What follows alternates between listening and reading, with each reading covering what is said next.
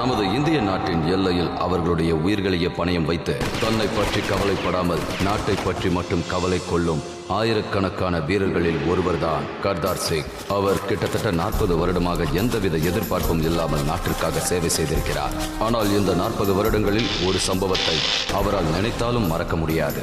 1966 அவரை பஞ்சாபில் இருக்கும் கட்லா எல்லையில் நியமித்தார்கள். அவர் அந்த பார்டர் செக்யூரிட்டி போர்ஸில் 10th பெட்டாலியனில் அசிஸ்டன்ட் கமாண்டன்டாக இருந்தார். கர்தார் சிங் அவரின் 19வது வயதிலேயே இராணுவத்தில் போய் சேர்ந்தார். 1965 இந்தியாவிற்கும் பாகிஸ்தானுக்கும் நடந்த போரில் அவரின் தைரியத்தை நிரூபித்திருக்கிறார். அதை பாராட்டி 1966 அரசாங்கம் பார்டர் செக்யூரிட்டி போர்ஸை உருவாக்கி கர்தார் சிங்கையும் அதில் இடம்பெற செய்தார்கள். எல்லாருக்கும் வணக்கங்க. நான் தான் சர்தார் கர்தார் சிங். அரசு என்ன பார்டர் செக்யூரிட்டியில போட்டதுக்கு அப்புறம் எனக்கு பஞ்சாப்ல இருக்கிற காங்லா பார்டர்ல போஸ்டிங் போட்டாங்க. அது பாகிஸ்தானோட எல்லை பகுதியில தான் இருந்தது. ஒரு நாள் என்ன என் டீமை கூட்டிக்கிட்டு அடர்ந்த காட்டுக்குள்ள போகணும்னு உத்தரவு வந்தது. எதிரி நாட்டை சேர்ந்த சில படை வீரர்கள் நம்ம நாட்டுக்குள்ள நுழையிறதா தகவல்கள் ரேடியோ டிரான்ஸ்மிஷன்ல வெளிவந்தது. நான் என் டீமை சேர்ந்த 4 வீரர்களை கூட்டிக்கிட்டு உண்மையை தெரிஞ்சுக்க கிளம்பினேன்.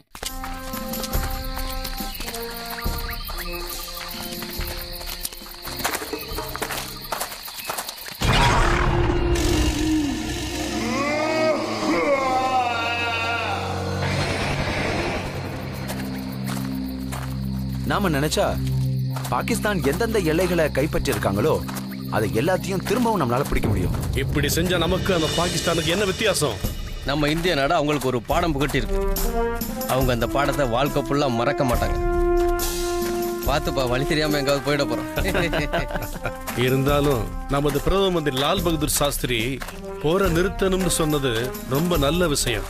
போர்ல எந்த நாடு ஜெயிச்சாலும் கடைசியில தோக்கிறது மனிதாபிமானம் தான்.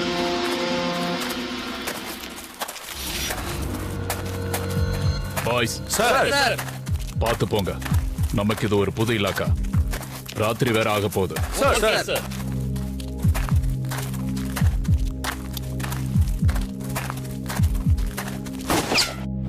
பொசிஷன்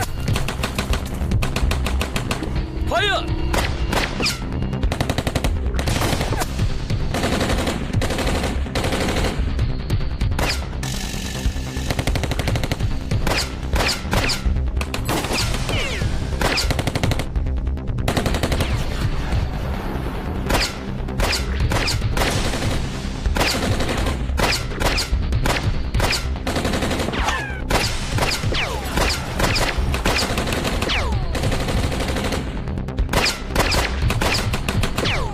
அங்கிருந்து யாரும் தப்பிச்சு போக கூடாது.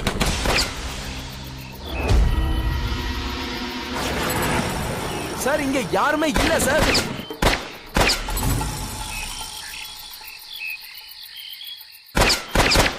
நீ போ.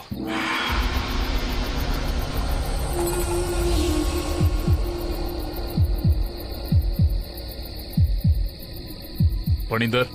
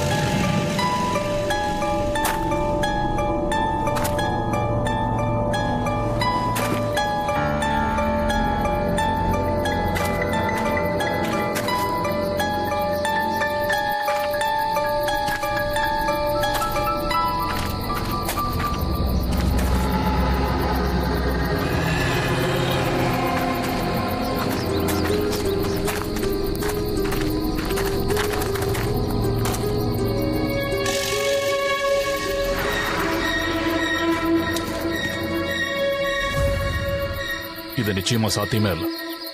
கொஞ்ச நேரத்துக்கு முன்னாடி தான் அங்க ஃபயரிங் நடந்தது. ஆனா இங்க யாரும் இருக்கிற மாதிரியே தெரியலையே.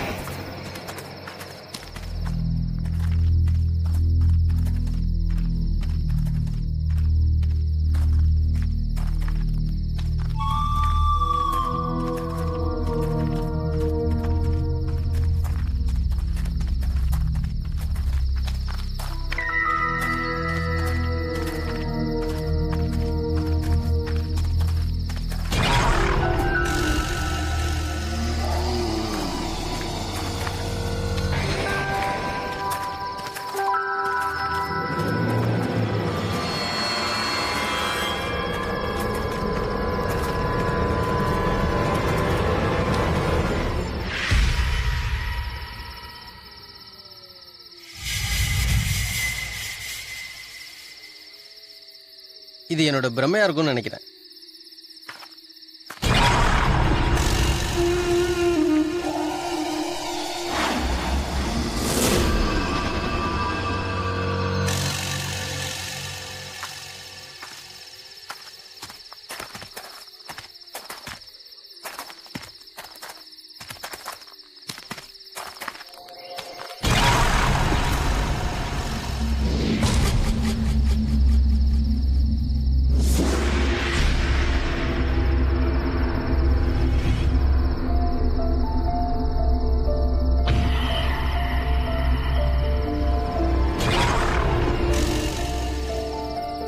என்னாச்சு அஜித்? சார், நம்மளை யாரோ ஃபாலோ பண்ணிட்டு வர மாதிரி இருக்கு சார். சார் எனக்கும் அப்படிதான் சார் இருந்தது.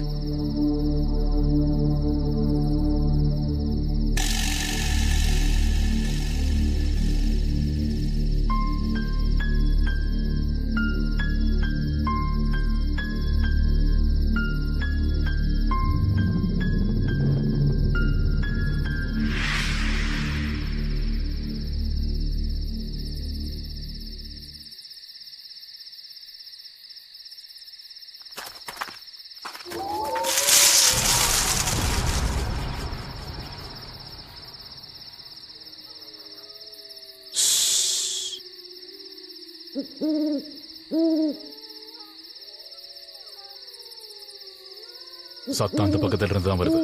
எனக்கு நிறைய நம்பிக்கை இருக்கு. அந்த மரத்துக்கு பின்னாடி நம்ம குழப்பத்துக்கான பதில் நிச்சயமா இருக்கும்னு நினைக்கிறேன். என்ன மன்னிச்சிடுங்க சார். ஆனா சார், அதுக்கு முன்னாடி முதல்ல எதிரிங்களோட பலத்தையும் அவங்க கிட்ட இருக்கிற ஆயுதத்தை பத்தியும் தெரிஞ்சுக்கிட்டா நல்லது. சார் சார் நடுராத்திரி ஆயிடுச்சே சார். அதோட நம்ம எதிரிங்களுக்கும் நம்ம கொஞ்சம் பேர் தான் வந்திருக்கோம்னு தெரியும். இந்த நேரத்துல இந்த இடத்துல நம்மளோட எதிரிங்க நம்மளை விட சக்தி வாய்ந்தவங்கிறத மறுக்கவே முடியாது சார். இங்க பாரு, என்னைக்கு நீங்க இந்த யூனிஃபார்ம் போட்டீங்களோ அன்னைக்கு நீங்க பயத்தை மறந்துட்டு தானே போட்டீங்க. அவங்க எங்க இருக்காங்கன்னு தேடி விரட்டி அடிக்க வேண்டியதான் நம்மளோட கடமை. இதுக்காக நம்ம எல்லாரோட உயிரே போனாலும் எனக்கு சந்தோஷமா தான் இருக்கும். அத பெருமையா நினைப்பேன். Yes sir.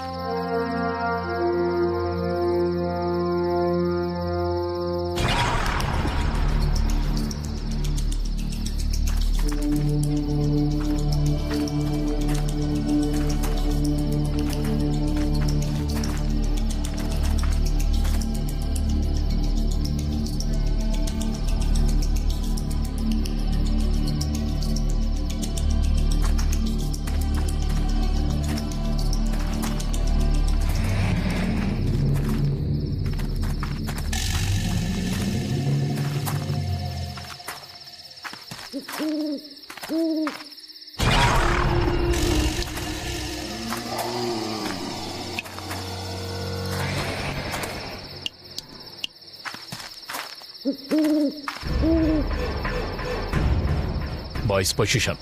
Yes sir. தாக்குதலுக்கு தயாரா இருங்க.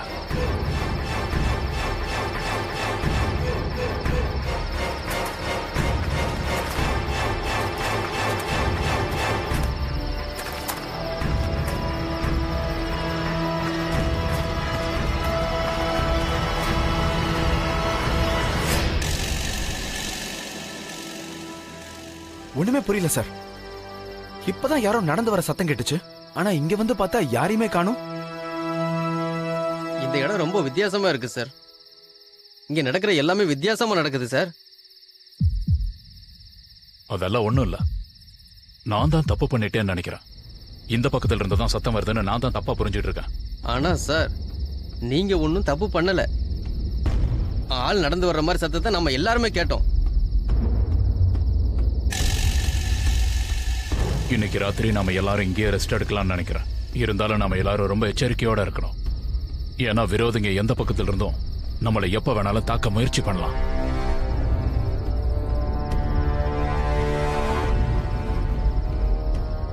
சொன்ன விஷயத்த மறந்துடாதீங்க. நம்ம பயந்தோம்னா பாதி போற தோத்ததுக்கு சமம். சரி சார்.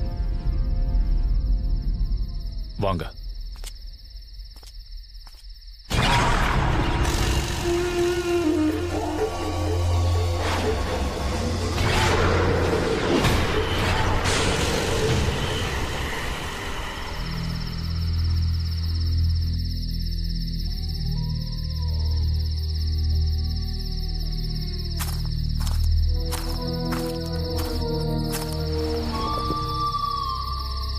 என்னாச்சு சார்? நீங்க ஏன் டென்ஷனா இருக்கீங்க? கவலைப்படாதீங்க சார். கண்டிப்பா நம்ம எதிரிகளுக்கு ஒரு பாடத்தை புகட்டுவோம் சார். ஒரு தைரியமான வீரனை பார்த்ததுல எனக்கு ரொம்ப சந்தோஷமா இருக்கு. நீ போய் எல்லாரையும் சீக்கிரம் சாப்பிட சொல்லு. சார்.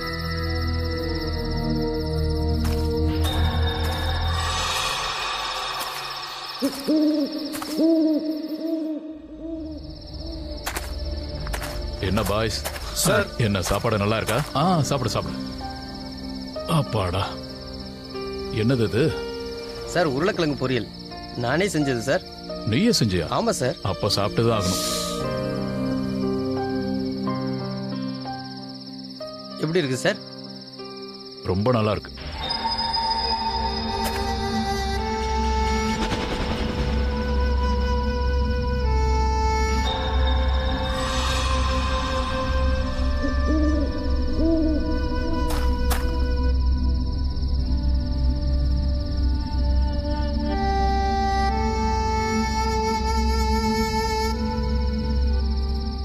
சார், நீங்க தப்பா எடுத்துக்கலன்னா நான் உனக்கு கேட்கவா?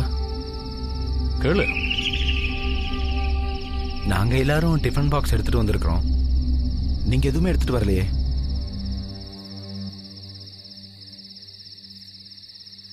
என்கிட்டயும் டிஃபன் பாக்ஸ் இருக்கு.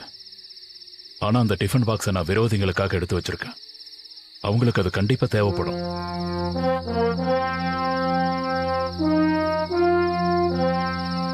என் டிஃபன் பாக்ஸ் ஃபுல்லா புல்லட்ஸ் போட்டு வச்சிருக்கேன். ஏன்னா எதிரிங்களோட ஒவ்வொரு சொட்டு ரத்தமும் எனக்கு அமிர்தத்துக்கு சமமான ஒண்ணு.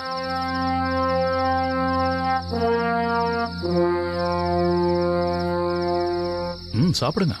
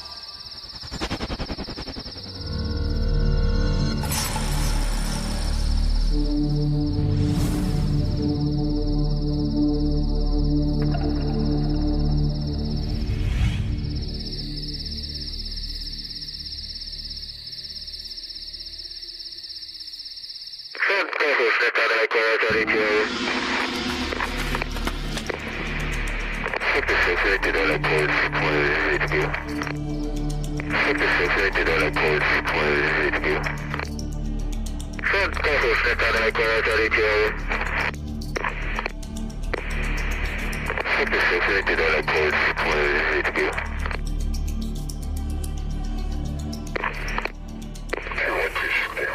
भी बचना नहीं चाहिए, सबको खत्म कर डालो। Over and out.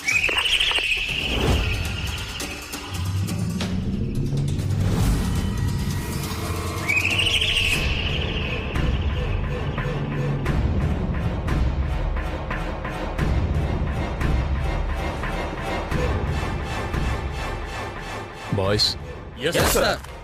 நேரம் வந்துருச்சு. ஒண்ணு நாம உயிரை கொடுப்போம், இல்லைன்னா அவங்க உயிரை எடுப்போம். Okay sir.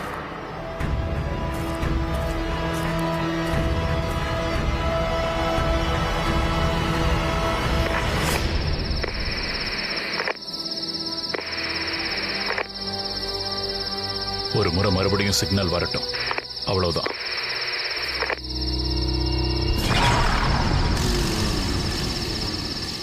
அங்க என்ன பிரச்சனைன்னு எங்களுக்கு ஒண்ணுமே புரியல. ஆனா இங்க நடந்த ஒவ்வொரு சம்பவமும் ரொம்ப வித்தியாசமா இருந்தது. ஆனா எங்களால ஒண்ணுமே கண்டுபிடிக்கவே முடியல. ரொம்ப குழம்பி போயிட்டோம். நாங்க அங்க பார்த்ததை விட விஷயம் ரொம்ப கம்பீரமா இருந்தது. ஆனா ஒரு வழியா அங்க என்னதான் நடக்குதுன்னு கண்டுபிடிச்சாகணும்னு நாங்க ரொம்ப உறுதியா இருந்தோம்.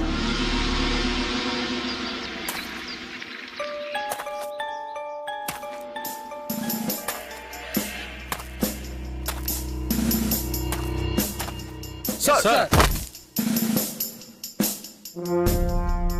பாய்ஸ், சார் நம்ம கடைசி மூச்சு இருக்கிற வரைக்கும் அந்த எதிரிங்களை எக்காரணத்தை கொண்டு உள்ள விடவே கூடாது.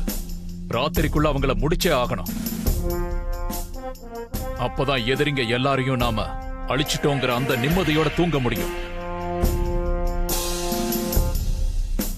எல்லாருக்கும் புரிஞ்சுதா? குட்.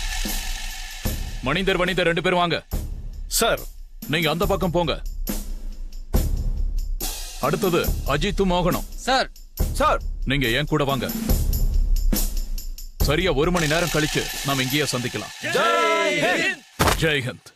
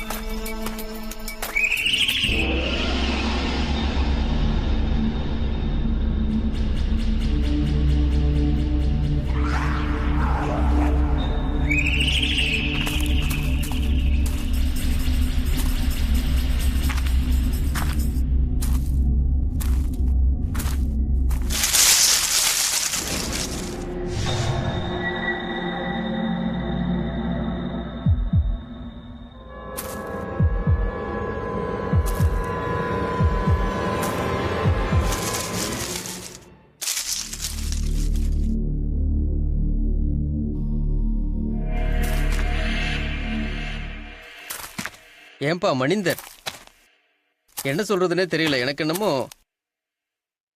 பெரிய பிரச்சனை ஆயிடும்னு தோணுது. நீ தேவையில்லாம பயப்படாதயா. கடவுள் உன்னை அவ்வளவு சீக்கிரமா சாகடிக்க மாட்டாரு.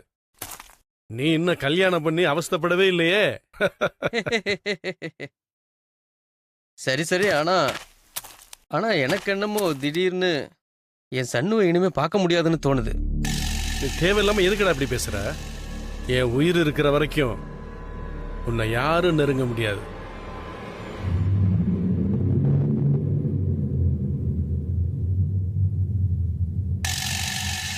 நம்ம ஒன்னாவே வாழ்ந்து ஒன்னாவே சாகலாம். என்ன?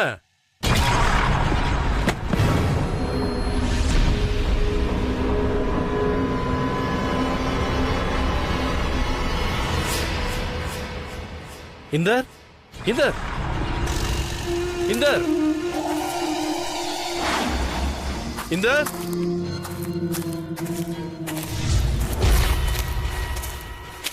இந்தர் இந்தர்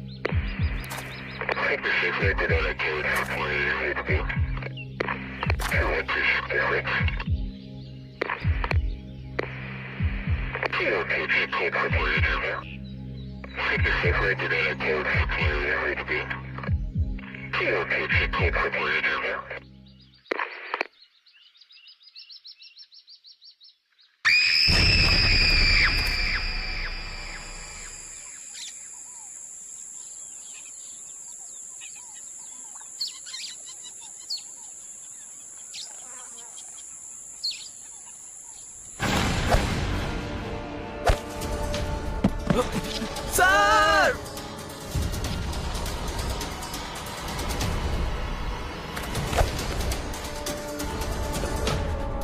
சார் நம்ம எதிரிகளுடைய வலையில நல்லா மாட்டிக்கிட்டோம் சார்.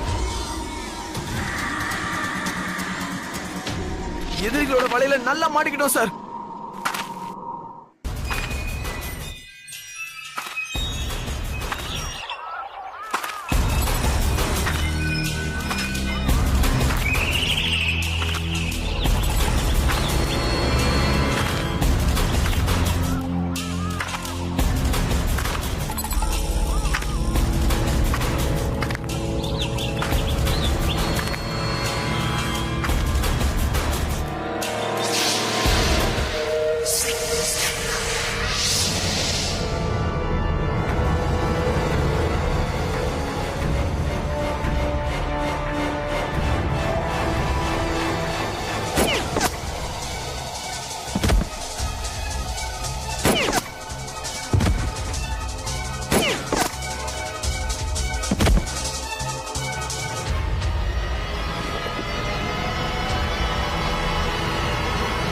சார் குர்நாம் சிங் நான் தான் டியூட்டியில் இருக்கேன் சார்.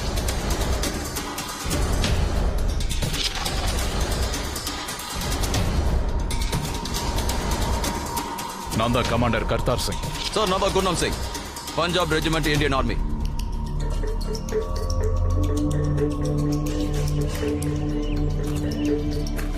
ஆனா உங்களோட பெட்டாலியன் எப்பவோ அங்க வந்துட்டாங்களே, ஆனா இன்னுமா நீங்க இங்க இருக்கீங்க?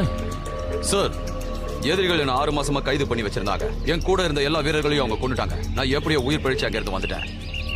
நீங்க எல்லாரும் அந்த எதிரிகளை தானே தேடிக்கிட்டு இருக்கீங்க? ஆமா. அப்ப என் கூட வாங்க. அவங்களாம் எங்க இருக்காங்கன்னு எனக்கு தெரியும்.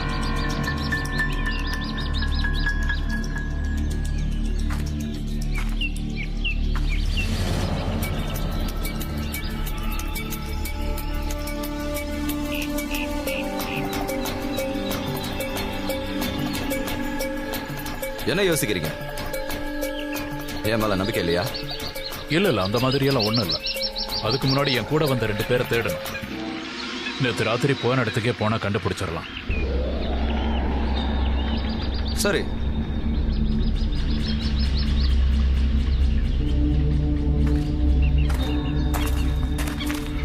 இதை என்னன்னு சொல்றது? இவன் பாகிஸ்தானை சேர்ந்த உளவாளியா இருப்பான்னு நினைக்கிறேன்.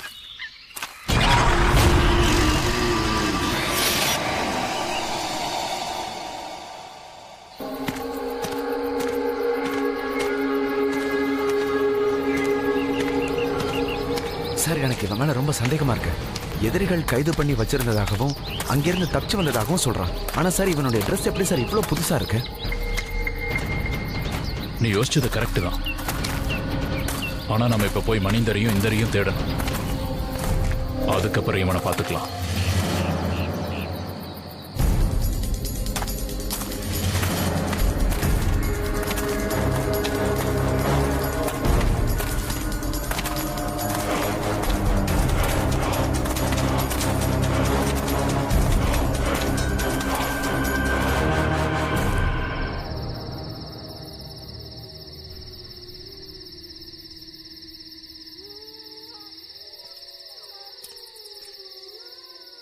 இந்தரும் மனிதரும் வழி தெரியாம சுத்திட்டு இருப்பாங்கன்னு நினைக்கிறேன்.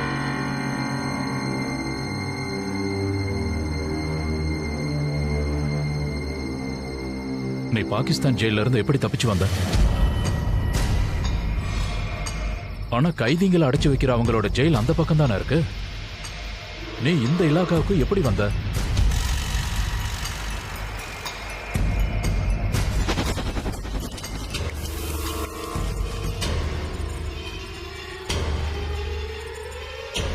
சார், அக்கம் பக்கத்தில் இருக்க எல்லா இடத்துலையும் தேடிட்டேன் சார்.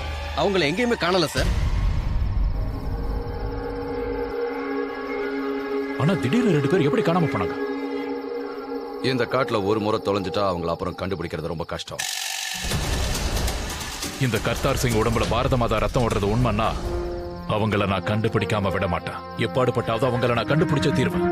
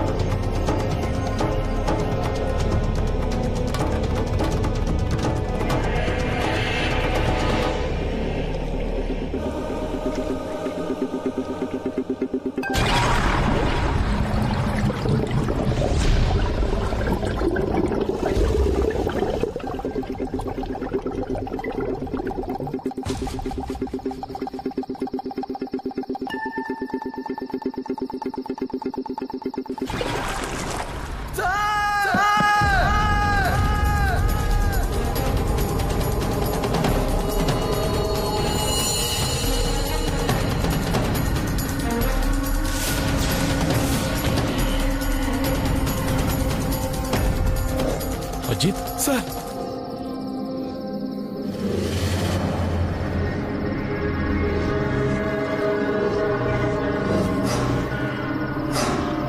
ஒரு வீரனா இருந்துகிட்டு எப்படியா நீங்க பயப்படுவீங்க?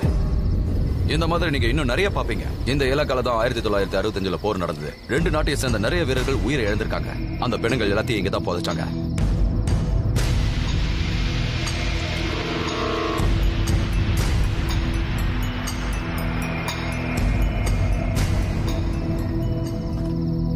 Are you okay? Yes, sir. வா.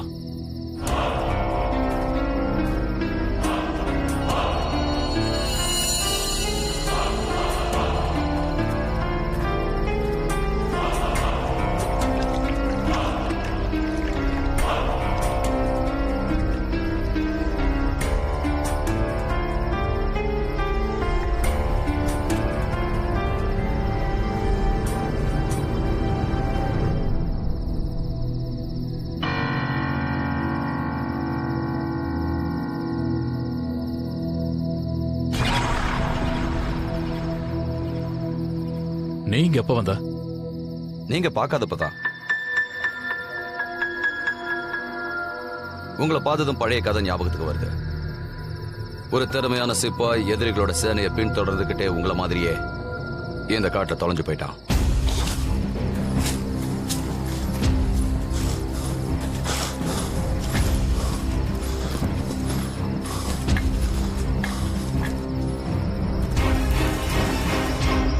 அப்போ திடீர்னு அவனுக்கு யாரோ நடக்கிற சத்தம் கேட்டது. மெல்ல மெல்லமா அந்த சத்தம் அவனை நெருங்கி வர ஆரம்பிச்சது.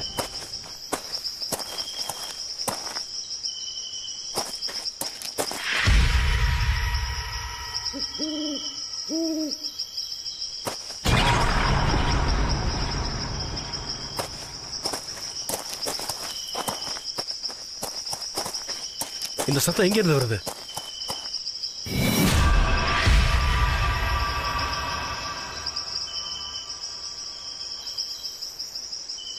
மெதுவா நெருங்கி வந்தது. கண்ணு மிக்கிற நேரத்துக்குள்ள அவனை 10 பாகிஸ்தானிய வீரர்கள் சூழ்ந்துகிட்டாங்க.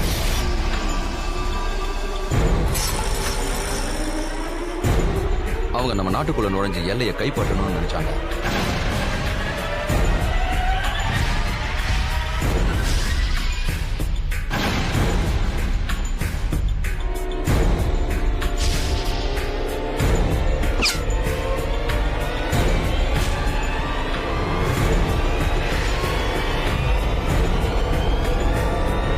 யாரு நீங்களா? யாரு?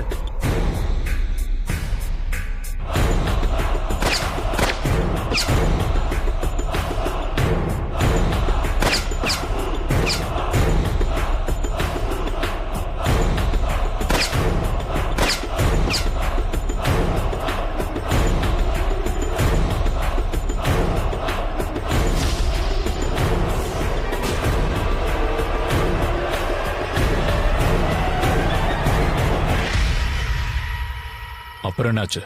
அப்புறம் என்ன ஆகும்? அந்த திறமையான சிப்பாய் அந்த 10 பாகிஸ்தானிய ராணுவ வீரர்களையும் சாகடிச்சிட்டான். அப்புறம் அவனும் இறந்துட்டான்.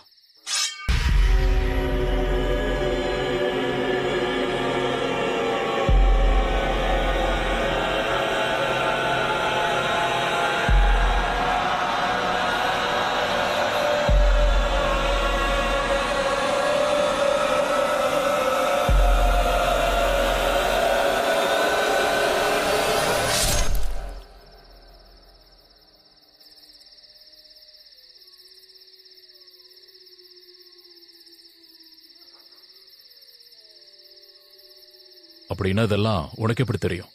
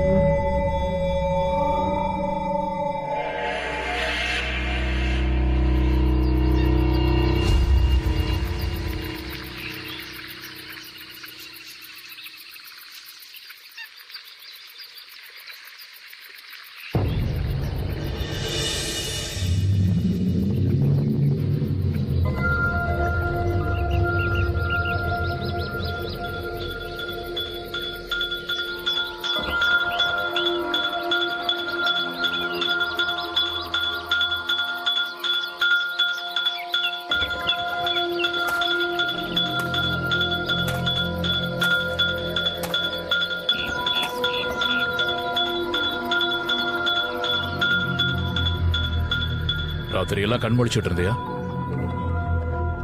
தூங்கிட்டா அப்புறம் யார் காவல் காக்குறது சார்? நாம நம்ம எதிரிகளை தேடி கண்டுபிடிக்கிற வரைக்கும் எனக்கு தூக்கமே வராது சார். சரி, நாம இப்ப இங்க இருந்து கிளம்பி ஆகணும். இருட்டுறதுக்கு முன்னாடி நாம அந்த இடத்துக்கு போய் சேரணும். ஆனா அதுக்கு முன்னாடி கூட வந்த 2 பேரை தேடணும். அவங்க என்னோட பொறுப்பில் இருக்காங்க. சரி, என் கூட வாங்க.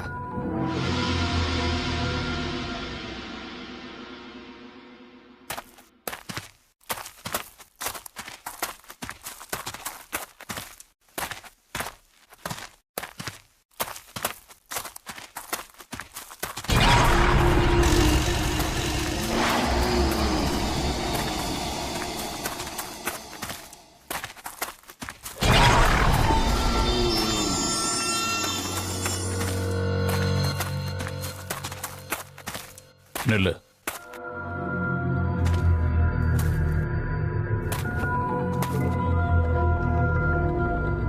இந்த வழியா நான் ஏற்கனவே என் டீம் ஆளுங்களோட வந்திருக்கேன். நம்ம மறுபடியும் இதே வழியில போனா நம்மளோட டைம் தான் வேஸ்ட் ஆகும். நம்பிக்கையா இருங்க, இந்த வழி சரியான வழிதான்.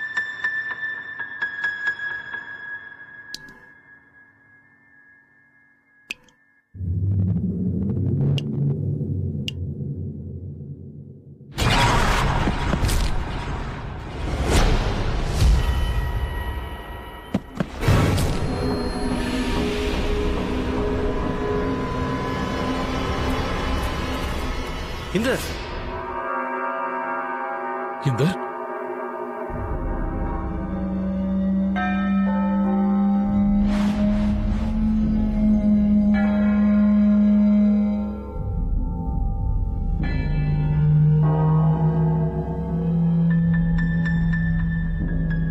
இந்த அளவுக்கு கொடூரமா யார் கொண்டிருப்பா? சார், நம்ம கிட்ட நேரம் குறைவா இருக்கு. சீக்கிரமா நம்ம இந்த இடத்தை விட்டு போயாங்க. நிறுத்து.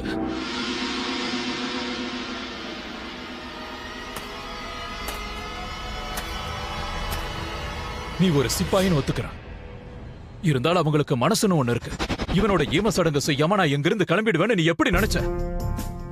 மோகன், அஜித், Yes, sir. இந்தரோட ஈம சடங்குக்கு ஏற்பாடு பண்ணுங்க. Okay sir.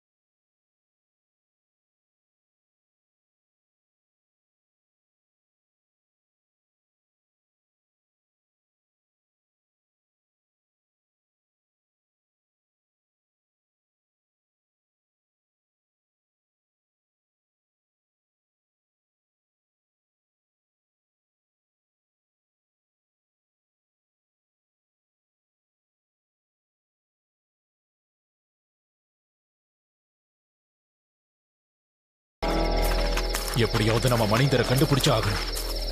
தேவையில்லாம நீங்க நேரத்தை வீணடிக்கிறீங்க. அவங்க எல்லாரும் என்னோட பொறுப்புல இருக்காங்கன்னு நான் ஏற்கனவே உங்ககிட்ட சொல்லிட்டேன். என்னால அப்படி எல்லாம் விட்டுட்டு போக முடியாது. ஏன்னு தெரியல, என்னால உன்னை நம்பவே முடியல.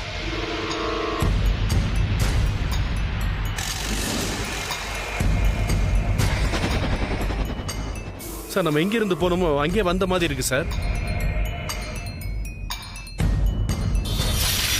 சார், நம்ம கிட்ட நேரம் ரொம்ப குறைவா இருக்கு. பாகிஸ்தானை சேர்ந்தவங்க எப்ப வேணாலும் இங்க எங்களை வரலாம். பயந்து ஓட சொல்றியா? அவங்களை எதிர்த்து போராடதான் வந்திருக்கோம். எங்களோட எல்லைக்குள்ள யாராவது எதிரிங்க நுழைஞ்சாங்கன்னா அவங்கள நாங்க சுட்டு தள்ளிடுவோம். உங்களால அவங்களை எதுவுமே செய்ய முடியாது.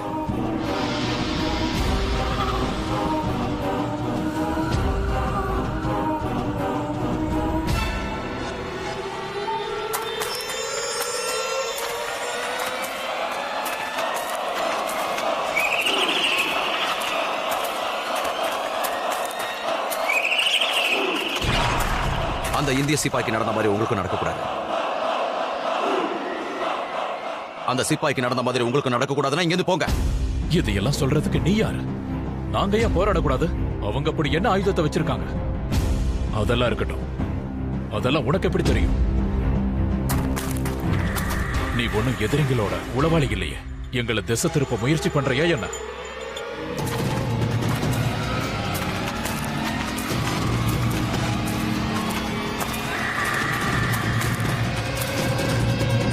பின்னாடி போங்க.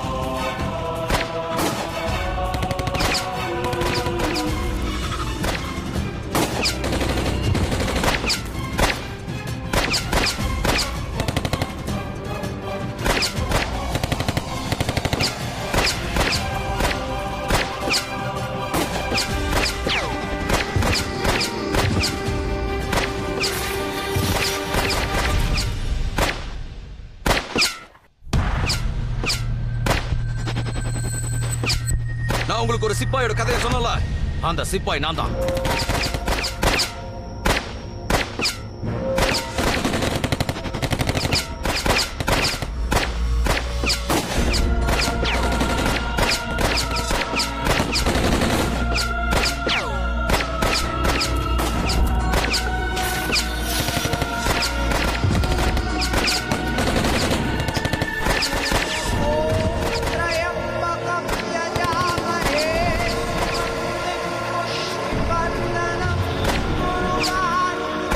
சார் இவங்களை சுட்டா கூட இவங்களுக்கு ஒண்ணுமே ஆகல சார்.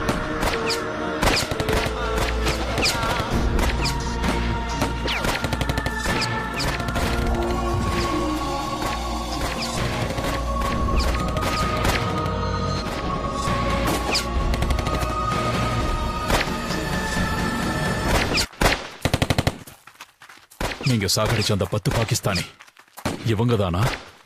ஆமா, இது அதே இடம் தான். இந்த இடத்துல தான் அவங்க கூட சண்டை போடும்போது என்னோட உயிரும் பிரிஞ்சுது. ஆனா ஒரு விஷயம், இவங்க நம்ம ஆளுங்க மேல கை வைக்காதபடி செஞ்சுட்டேன்.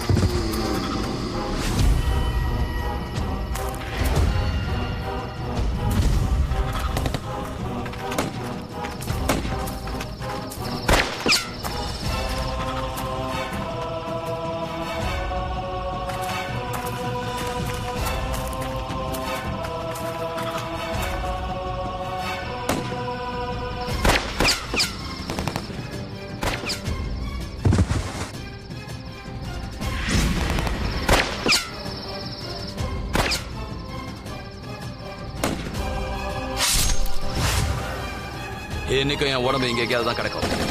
ஆனா அதுக்காக நான் ஒன்றும் வருத்தப்படல.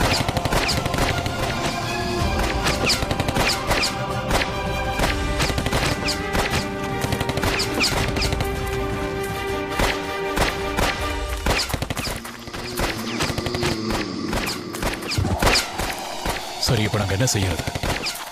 உன் உடம்போட ஈமசாடுங்க. அது வேணாம். நாட்டுக்கு சேவை செஞ்சா தான் எனக்கு முக்தி கிடைக்கும்.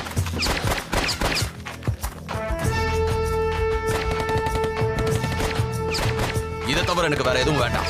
அதுதான் என்னோட ஆசையம். சேர்த்ததுக்கு அப்புறமும் இந்திய நாட்டுக்கு சேவை செய்யணும்னு நினைச்சா அதை தான் நான் செஞ்சுக்கிட்டு இருக்கேன்.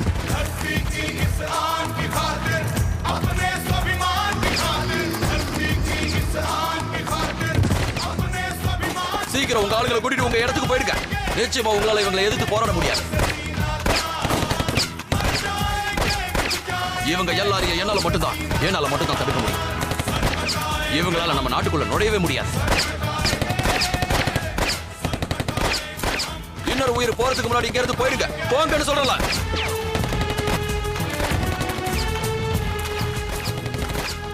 ஜெய் ஹிந்த். जय हिंद। इस मिट्टी के हर जर्रे से टूटी रही है हुए वतन। धरती की इस आन की खातिर, अपने स्वाभिमान की खातिर, धरती की इस आन की खातिर, अपने स्वाभिमान की खातिर मर जाएंगे, मिट जाएंगे, शौक सीना का सर कटाएंगे हम, सर कटाएंगे। धरती की इस आन की खातिर, अपने स्वाभिमान की खातिर मर जाएंगे, मिट जाएंगे, शौक सीना का मर जाएंगे, मिट जाएंगे, शौक सीना का सर कटाएंगे हम, सर कटाएंगे, सर कटाएंगे हम, सर कटाएंगे। இன்னைக்கும் அந்த காடுகள்ல துப்பாக்கி சத்தம் கேட்டுக்கிட்டே தான் இருக்கு. நம்ம படை வீரர்கள்லயே குருநாம் சிங் உண்மையிலேயே ரொம்ப விசுவாசமானவர். அவரை கௌரவிச்சு அவருக்கு ஒரு சின்ன கோயிலை கூட கட்டியிருக்காங்க. அந்த குருநாம் சிங்க மாதிரி இறந்ததுக்கு அப்புறம் கூட முக்தி தேவையில்லைன்னு நினைக்கிற மனுஷங்க ரொம்ப கம்மி தான். இறந்ததுக்கு அப்புறம் கூட நாட்டுக்கு சேவை செய்யணும்னு நினைக்கிறாங்க. இன்னைக்கும் குருநாம் சிங் போல இருக்கிற வீரர்கள் நம்ம நாட்டை பாதுகாத்துக்கிட்டு இருக்காங்க, பாதுகாத்துக்கிட்டே இருப்பாங்க. ரிட்டையர் கமாண்டர் கர்தார் சிங் இன்னைக்கு குருநாம் சிங் போல இருக்கிற ஆயிரக்கணக்கான வீரர்களுக்கு நான் இப்ப தலைவணங்குறேன். குருநாம் சிங் மாதிரி இன்னும் நிறைய பேர் இருக்காங்க. அவங்களோட கதைகள் எல்லாம் நம்ம படை வீரர்கள் மத்தியில ரொம்பவே பிரபலமா இருக்கு. அதுல ஒண்ணுதான் பாபா ஹர்பஜன் சிங். அவர் 1962 இந்தியாவுக்கும் சீனாவுக்கும் நடந்த போர்ல போராடினவர். இந்த திறமையான வீரரோட உயிர் சிக்கிம் பார்டருக்கு பக்கத்துல பிரிஞ்சுது. அவர் உயிர் பிரிஞ்சாலும் இன்னைக்கு அவர் அந்த பார்டர்லயே இருந்து நம்ம நாட்டை பாதுகாக்கிறாருன்னு சொல்றாங்க. அவரோட சமாதியில ஒரு சின்ன கோயிலையும் கட்டியிருக்காங்க. இந்த பாபாக்கு ஒழுக்கமா இருந்தா ரொம்ப பிடிக்கும்னு எல்லாருமே சொல்றாங்க. அதனால இன்னைக்கும் ராணுவத்தோட விதிமுறைகளுக்கு கட்டுப்படாத சில வீரர்களுக்கு அவர் கடுமையான தண்டனையை கொடுக்கறதாவும் சொல்றாங்க. முதலா பாஸுக்கு பக்கத்துல இருக்கிற அந்த இடத்துல இன்னைக்கும் தினமும் பாபாவுக்கு படுக்கை விரிக்கிறாங்க, அவரோட ஷூவுக்கு பாலிஷ் போடுறாங்க, அவரோட யூனிஃபார்மை அயன் பண்ணி வைக்கிறாங்க. ஒவ்வொரு நாள் விடியற் காலையிலையும் அவரோட யூனிஃபார்மை பார்த்தா அது கசங்கி போயிருக்குமா. அது மட்டும் இல்லாம அவரோட ஷூ சேரும் சகதியுமா இருக்கும். இந்த மாதிரி ஒரு சுவாரஸ்யமான கதை தான் ரைஃபிள் மேன் ஜஸ்வந்த் சிங் ராவத்தோடது. உலகத்திலேயே இறந்ததுக்கு அப்புறம் ப்ரமோஷன் கிடைச்ச முதல் வீரர் இவராக தான் இருப்பாரு. ராவத் 1962 இந்தியாவுக்கும் சீனாவுக்கும் நடந்த போர்ல 3 நாளைக்கு 10,000 அடி உச்சில நின்னுக்கிட்டு சீன வீரர்களோட தனியாவே போராடினாராம். இன்னைக்கு வாகவ் பார்டர்ல இந்தியாவும் சீனாவும் ஒன்னா சேர்ந்ததை பார்த்து இறந்து போன வீரர்கள் நிச்சயமா பெருமைப்படுவாங்க. எந்த பார்டரை அவங்க இன்னி வரைக்கும் பாதுகாத்துட்டு வந்தாங்களோ அது இப்போ நினைவு சின்னமா மாறிடுச்சு. ஒவ்வொரு மனிதனும் இந்த பூமியில நிச்சயமா ஏதோ ஒரு காரணத்தோட தான் பிறக்கிறான்னு சொல்லுவாங்க. ஆனா ஒரு சில மனிதர்கள் மட்டும்தான் அவங்க இறந்ததுக்கு அப்புறமும் அவங்க பிறந்த காரணத்தை நிறைவேற்றிக்கிட்டே இருக்காங்க. இந்த மாதிரி இருக்கிற வீரர்களுக்கு நாம எல்லாரும் நிச்சயம் தலை வணங்கணும்.